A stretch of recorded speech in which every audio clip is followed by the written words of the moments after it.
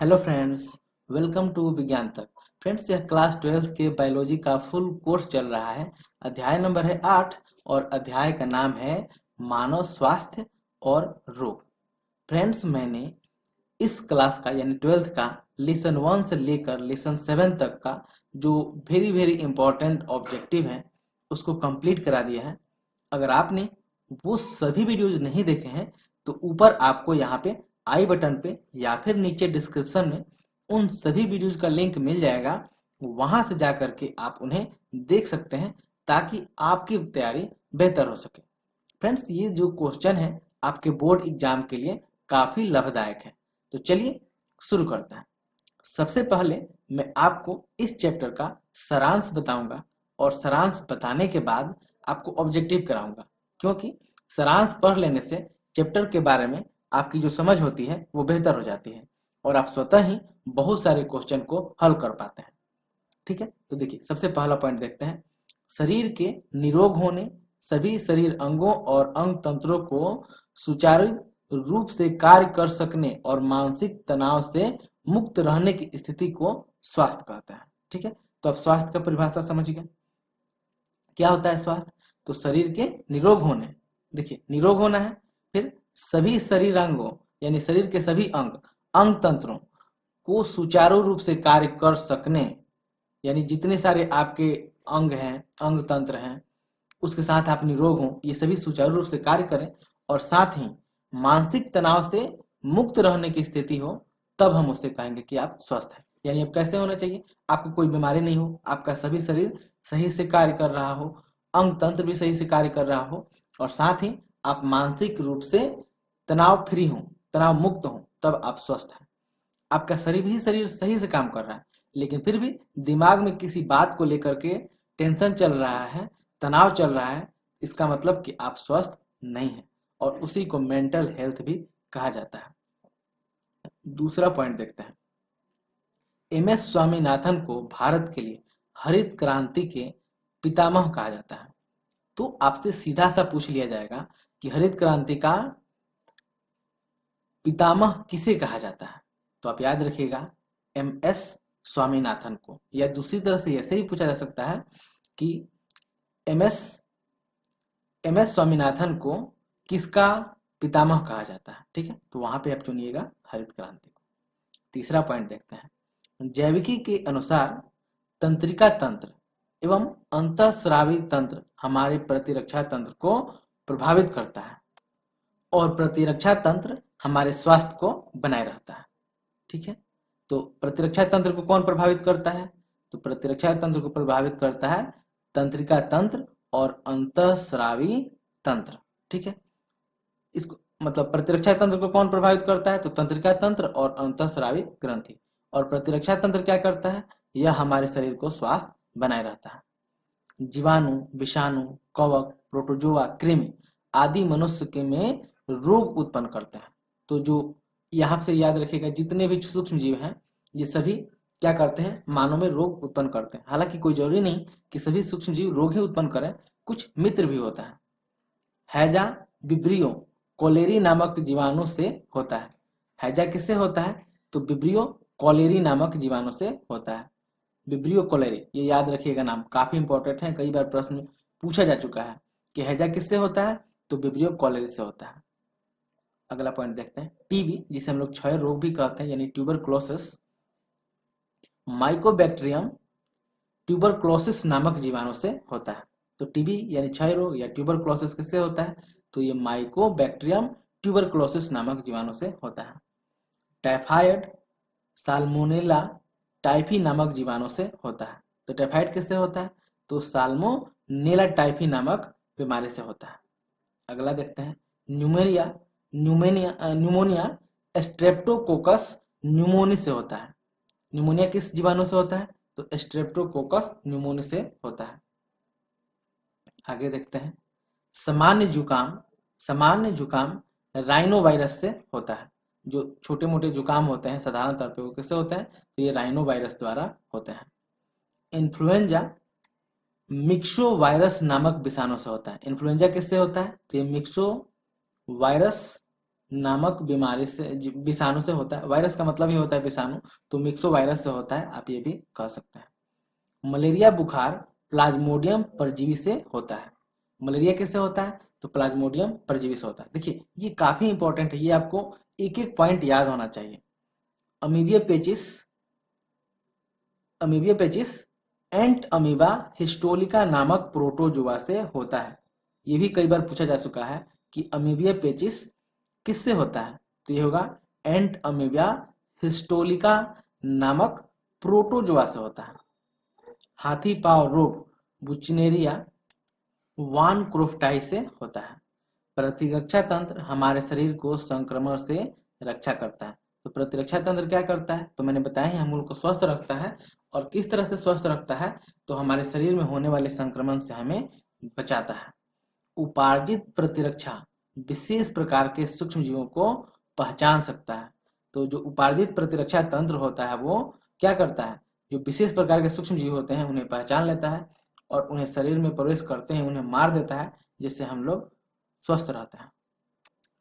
अगला देखते हैं रेबीज का टीका लुई पास्चर ने 1885 ईस्वी में प्रचलित किया। तो रेबीज का टीका किसने बनाया था? लुई पास्चर ने। कब बनाया था? तो 1885 में उसको उन्होंने प्रचलित कर दिया। मानव प्रतिरक्षा तंत्र में लसिकाभ अंग, उत्तक, कोशिकाएं, घुलनशील और आदि शामिल है।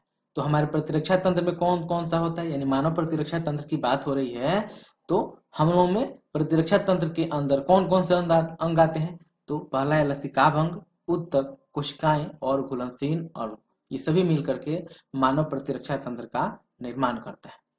अस्थि मज्जा में लसिकानुओं सहित सभी रुधिर कोशिकाएं उत्पन्न होती है। तो अस्थि मज्जा में क्या होता है, तो लसिकानु तो उत्पन्न होते ही हैं और साथ ही जितनी भी रुधिर कोशिकाएं होती है वो सभी वहीं पे उत्पन्न होती हैं। ह्यूमन इम्यूनो डिफिशियंसी वायरस के कारण एड्स होता है।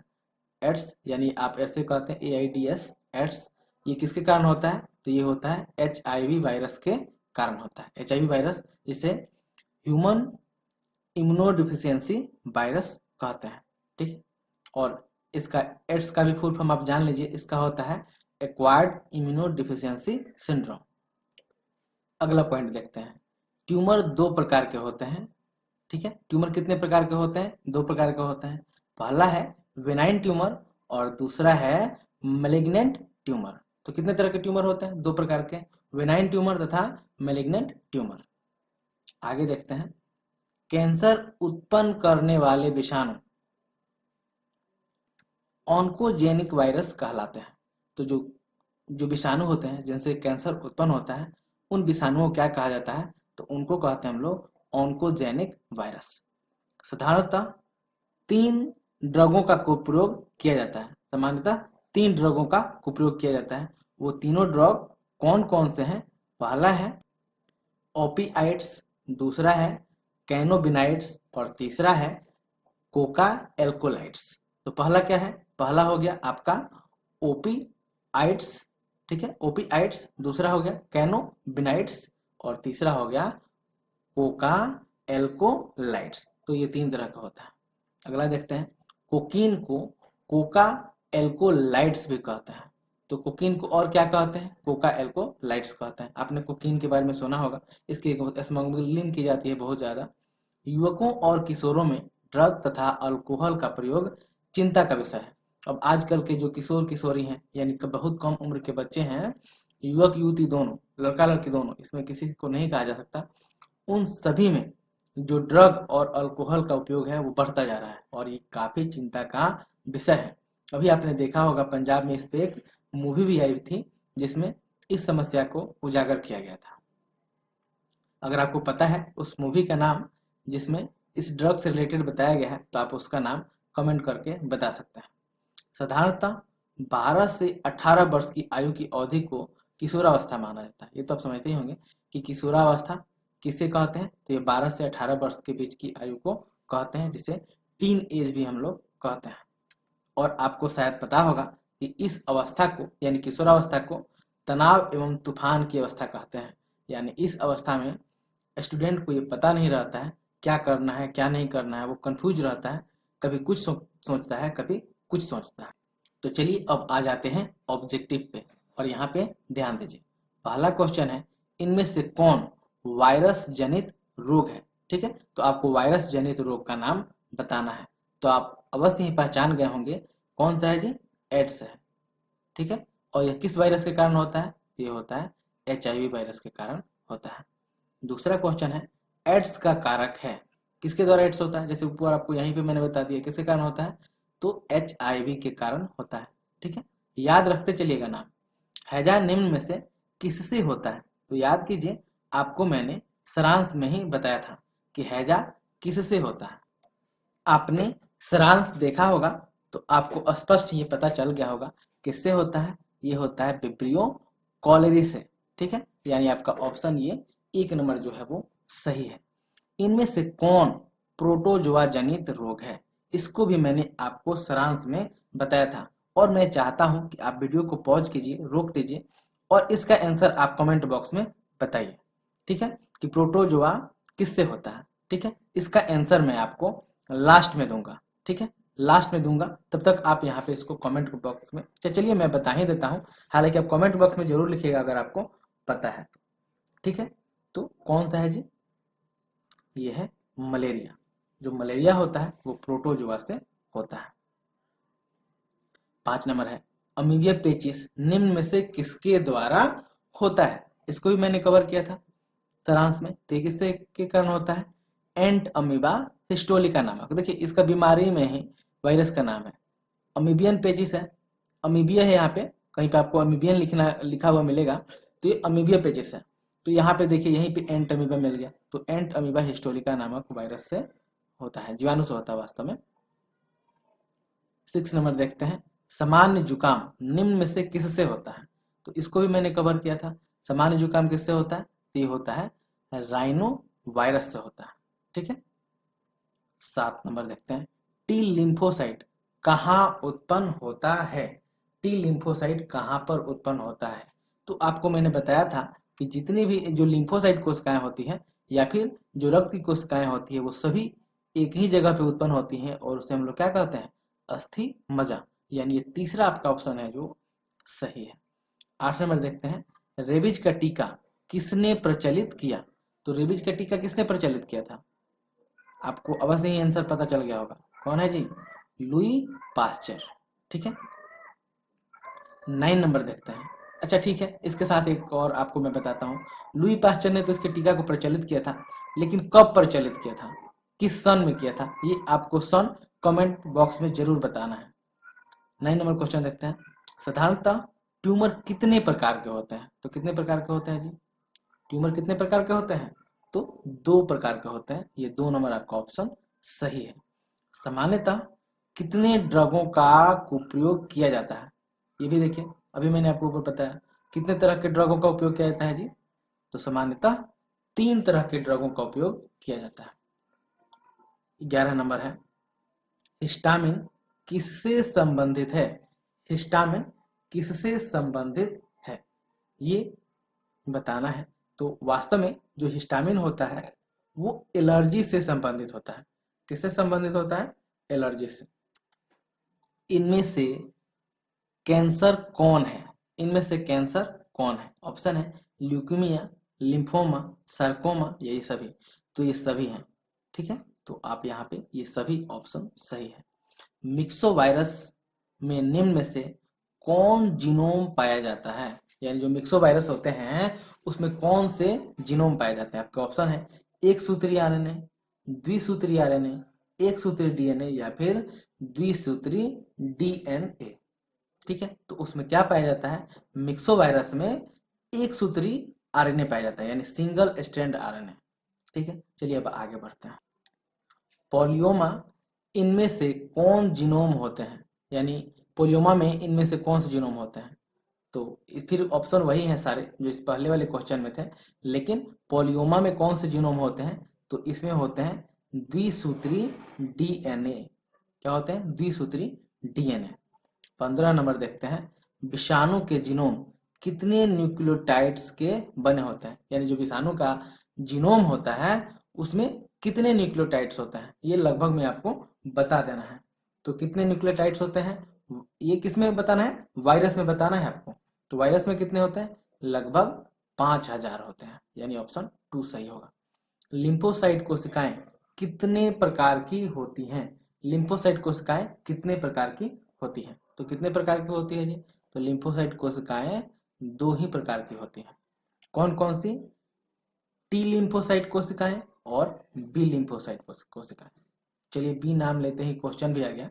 बी लिम्फोसाइट विभाजित होकर क्या बनाती हैं, यानी जो बी लिम्फोसाइट कोशिकाएं होती हैं वो विभाजित होती हैं, तो विभाजित होकर के क्या बनाती हैं ये बताना है आपको। आपके ऑप्शंस हैं अस्थि मज्जा, रुधिर और प्लाज्मा कोशिकाएं। तो देखिए अस्थि मज्जा तो बनाती नहीं है, क्योंकि अस्थि माजा में ही लिम्फोसाइट का निर्माण होता है। साथ ही रुधिर का भी निर्माण किसमें होता है, अस्थि माजा में। तो ये क्या बनाती हैं, ये बनाती है प्लाज्मा कोशिकाएं। ठीक है, तो ये था 17 का 3 नंबर यानी प्लाज्मा कोशिका। 18 नंबर क्वेश्चन देखते हैं। 18 नंबर क्वेश्चन है, प्रतिरक्षी को इनमें से किस रूप में दर्शाया जाता है, प्रतिरक्षी को इनमें से किस रूप में दर्शाया जाता है। तो आपने देखा होगा चैप्टर में प्रतिरक्षी का एक फिगर भी है, वहां पे आपको इसका आंसर मिल जाएगा।